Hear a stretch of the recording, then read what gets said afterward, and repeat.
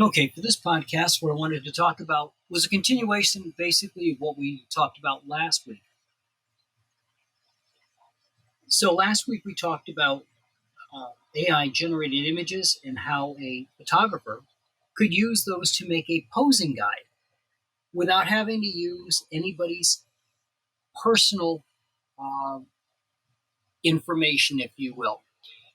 Basically, what we're talking about here is your body wouldn't be used, your face wouldn't be used, you wouldn't be signing a contract to allow them to use you in a posing guide. And I also pointed out that it's very important that you make sure that if you have a contract, and you should have a contract for every photo shoot that you do, but that contract should include language around um, using it for purposes beyond just putting it in their gallery so they can show off their work.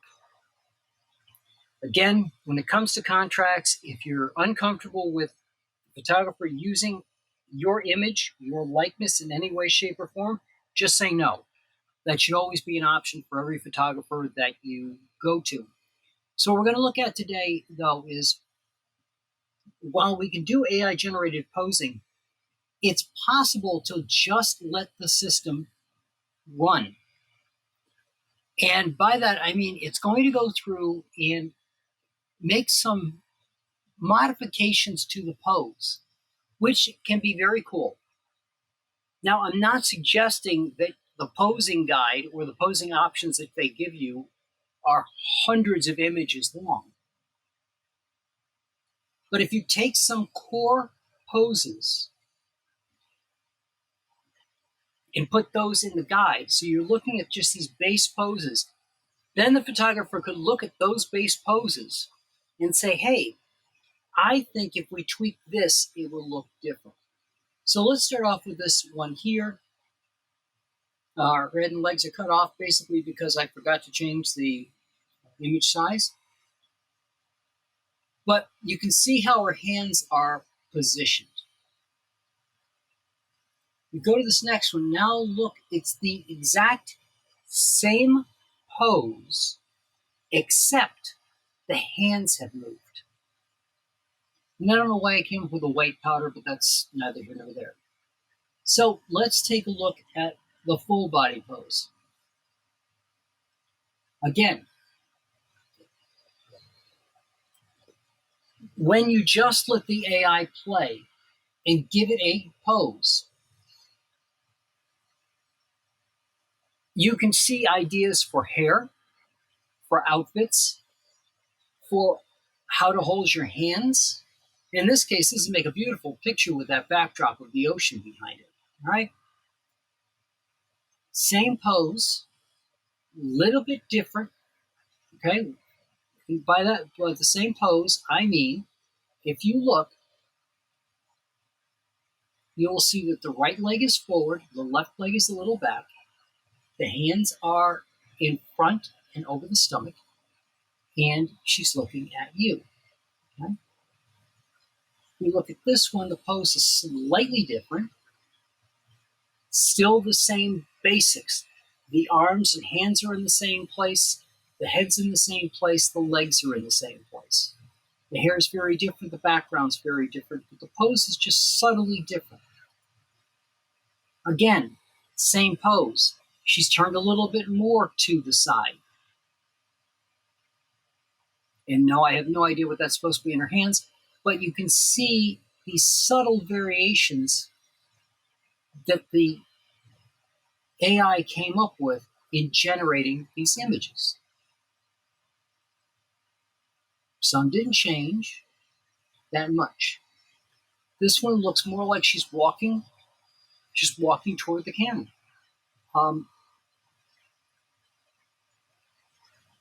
And when I let it go, I let it just run. And then I'll go through and I'll cull the ones that I like.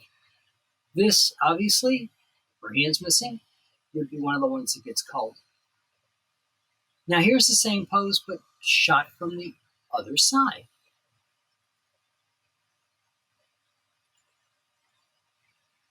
and it just made a series of poses with subtle differences between them. Now, certain differences may work differently for different body types and shapes, and for personal preferences. For example, if you had a tattoo on one side and for some reason you didn't want it to show, then you would turn that side away. Okay? And I'm using bikini generated images because this is YouTube. In my posing guide, I would use lingerie, and there's ways for me to regenerate these and make them look similar or just let it run. This is not a paid subscription that I'm running, so it doesn't cost me anything but a little electricity to just let these run. And here's a different type of pose. Now, this was actually a bodybuilding pose that I used and had open pose regenerated into a stick figure. And that stick figure is then used to generate these images. And I'll pull up a stick figure for you guys in just a minute. But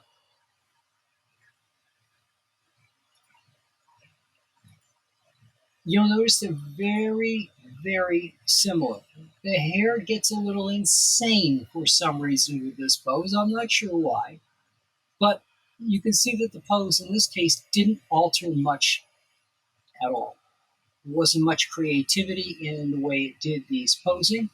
I do like this concept of this material that she's holding, though. That's kind of cool.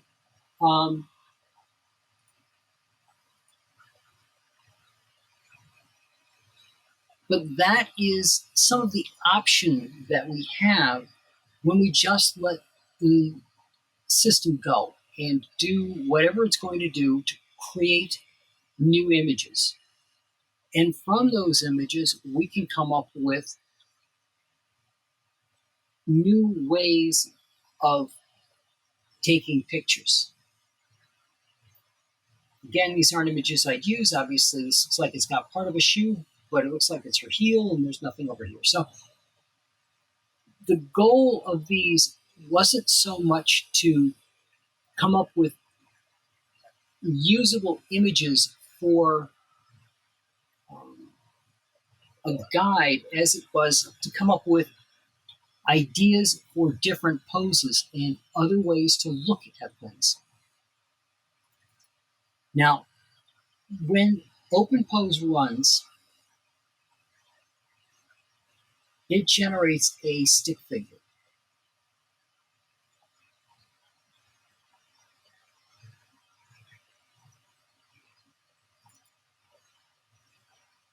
And that stick figure is then used by the posing to figure out how to place the arms, where the eyes are, and the legs. Now you'll notice that there's no posing of how the hands should look. Here's one where the person was just sitting. It did take the hands into consideration for this as to where the hands were placed, one behind and one on the side of the face. But these images are used by the program. And that's where I said it gets kind of tricky when we talk about things like what part of your image do we worry about when it comes to getting permission? This is just a person walking forward where it got the hands, it got the eyes, and it got one leg down and the other leg a little bit back. And that's all it was for a pose. So there's nothing of the person in that pose. Here's one that's actually the system wasn't quite sure how to handle this. It's a woman sitting in a chair, but it did a very creative shot of a woman from the back sitting in the chair because it didn't know which was the front and the back from this image. It couldn't determine that, so it got creative and did one forward and one backward. So using AI can come up with some interesting ideas. You can start off with a base pose and just let the software run and figure out what it wants to do. Or you can just start off with no pose whatsoever and just let the system do whatever it's going to do and see what kind of poses it renders for you.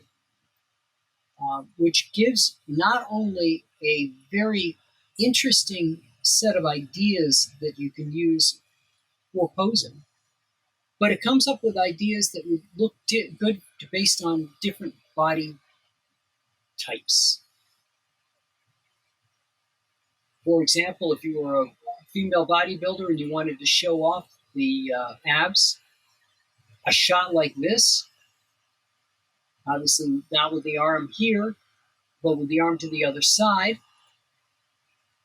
would be an excellent way to show off the abs, and it makes a really cool pose. Again, there's issues with this image anyway, and you can see just by looking at this that you probably want to move this arm possibly in to fluff the hair and pull the other arm down so that the abs would be shown off. But not only does it give you a really interesting idea to use, it can make for some really good talking points and give a lot of options for your session. So overall, I see these as a very positive tool to assist in creativity, but not something that's going to be replacing a